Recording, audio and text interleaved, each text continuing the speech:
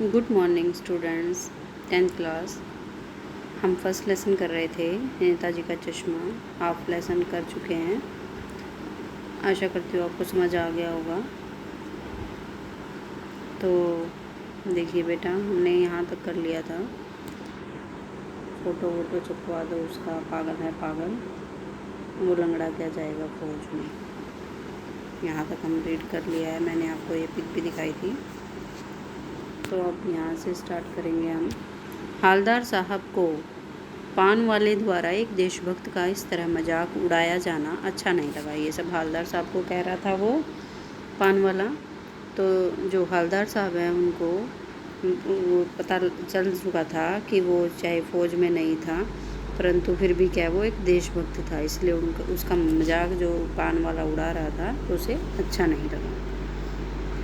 मुड़कर देखा तो अवाक रह गए, मतलब कुछ नहीं बोल पाए। अवाक का मतलब वह एक बेहद बूढ़ा मरियल सा लंगड़ा आदमी, सिर पर गांधी टोपी और आंखों पर काला चश्मा लगाए, एक हाथ में एक छोटी सी संदूकची और दूसरे हाथ में एक बांस पर टंगे बहुत से चश्मे लिए अभी अभी गली से निकला था। देखिए ये संदूकची है उसकी, ये चश्मे डंडे पर लटकाए हैं। ये लंगड़ा दिखाई दे रहा है, इसके खुद के मुंह पर भी एक चश्मा लगा हुआ। ठीक है, ये उसके वेशभूषा के बारे में भी पूछ लिया जाता है शॉर्ट क्वेश्चन में कई बार। तो बहुत से चश्मे लिए अभी इस गली से निकला था और अब एक बंद दुकान के सहारे अपना बांस टिका रहा था। तो इस बेचारे की दुकान भी नहीं, फेरी लगाता है, मतलब कि वो फेरी लगाता है, फिर घूम घूम के अपने जो चश्मे हैं वो बेचता है। हालदार साहब चक्कर में पड़ गए, पूछना चाहते थे इसे कैप्टन क्यों कहते हैं, कि फिर इसको सब कैप्टन क्यों बोलते हैं। ये कैप्टन तो नहीं है, किसी फ़ौज में नहीं है, क्या यही इसका वास्तविक नाम है। लेकिन पान वाले ने साफ बता दिया था कि अब इस बारे में और बात करने को वह तैयार नहीं है। उससे ही पूछना चाहता था, लेकिन पान वाला उससे बात करने के लिए तैयार नहीं था कि उसे कैप्टन क्यों कहते हैं, ये पूछना चाहता था वो। ड्राइवर भी बेचैन हो रहा था, काम भी था। हालदार साहब जीप में बैठकर चले गए। 2 साल तक हालदार साहब अपने काम के सिलसिले में उस कस्बे से गुजरते रहे और नेताजी की मूर्ति में बदलते हुए चश्मों को देखते रहे।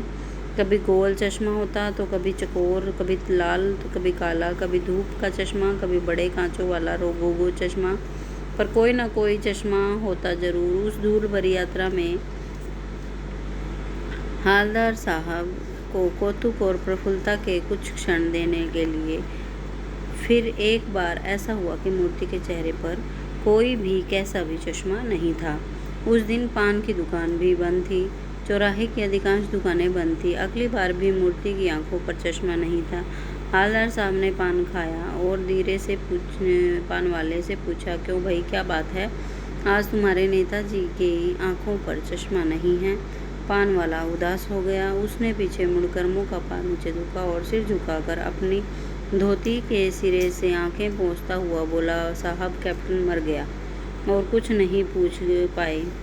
हालदार साहब कुछ पल चुपचाप खड़े रहे, फिर पान के पैसे चुकाकर जीप में आ बैठे और रवाना हो गए।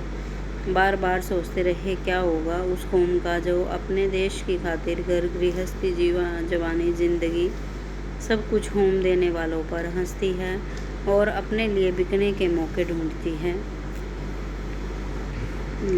तो मतलब जो अब बिक जाती है कौम आज के टाइम में, भ्रष्टाचार है जैसे, कोई इस तरफ ध्यान नहीं देगा, उनके कहने का ये मतलब था। दुखी हो गए। 15 दिन बाद फिर उसी कस्बे से गुजरे। कस्बे में घुसने से पहले ही ख्याल आया कि कस्बे की हृदय स्थली में सुभाष की प्रतिमा अवश्य ही प्रतिष्ठापित होगी, लेकिन सुभाष की आंखों पर चश्मा नहीं होगा, क्योंकि मास्टर बनाना भूल गया और कैप्टन मर गया। सोचा आज वहाँ रुकेंगे नहीं, पान भी नहीं खाएंगे, मूर्ति की तरफ देखेंगे भी नहीं, सीधे निकल जाएंगे। ड्राइवर से कह दिया आज वो चौराहे पर रुकना नहीं, आज बहुत काम है, पान आगे कहीं खा लेंगे। लेकिन आदत से मजबूर आंखें चौराहे आते ही मूर्ति की तरफ उठ गई। कुछ ऐसा देखा कि चीखे और रोको रोको। जीप स्पीड में थी। ड्राइवर ने ज़ोर से ब्रेक मारे। रास्ता चलते लोग देखने लगे। जीप रुकते न रुकते हालदार साहब जीप से कूद कर तेज कदमों से मूर्ति की तरफ लपके और उसके ठीक सामने जाकर अटेंशन में खड़े हो गए। मूर्ति की आंखों पर सरकंडे से बना छोटा सा चश्मा रखा हुआ था, जैसे बच्चे बना लेते हैं। हालदार साहब भावुक हैं। इतनी सी बात पर उनकी आंखें भर आईं। कहने का ये मतलब है कि किन्हीं बच्चों के द्वारा वो मूर्ति पर सरकंडे का, यानी वो एक डंडी होती है पतली सी, उसका चश्मा बना दिया गया था। और इसलिए वो जो है हालदार साहब भावुक हो उठे कि अब भी इन बच्चों की जो आने वाली पीढ़ी है उनके लिए भी क्या है, देश के जो नेता हैं उनके प्रति सम्मान की भावना, यानी कि देशभक्ति की भावना है। तो ठीक है बेटा, ये लेसन कंप्लीट हो गया है। आशा करती हूँ आपको समझ आ गया होगा पूरा लेसन। इसमें से बहुत से पैसेज भी आता है, ज़रूर शॉर्ट क्वेश्चन निकलते हैं जिसके, तो इसको आप फिर से एक बार पढ़ लेना और इसमें से शॉर्ट क्वेश्चन ढूंढो अपने आप। Okay, thank you.